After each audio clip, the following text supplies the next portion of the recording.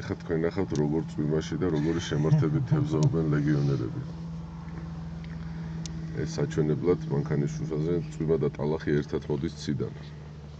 როგორი უდრეკინე თევზები. თევზჭერის რაოდენობის თვალსაზრისით ლიდერობს მირზა. დევი ყველაზე შორს ისვრის ანკის, მაგრამ რად გინდა? იმედს არ კარგავს ნოკო და მოჩვენება, მაგრამ ამაოდ. ეს ყველაფერი დაიდება YouTube-ზე, Facebook-ზე და გაბაზრება შესაბამისად ლეგიონში. იარეს გამოიარეს ბევრი ძალიან დიდი ტბა და ბოლოს გაჩერდნენ ჭაობიან გუბესთან. აი სარკეზე მიშულეკინის ეცებრები.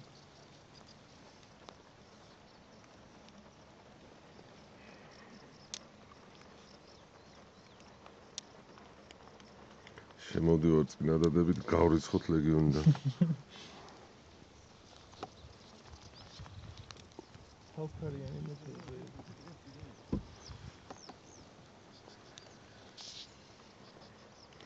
გზაში შეგხვდა ერთი მოხუცი, რომელმაც ჩვენს მეთევზეებს უთხრა, რომ აქ შეიძლება დაიჭირონ 3 მეტრიანი კარასი.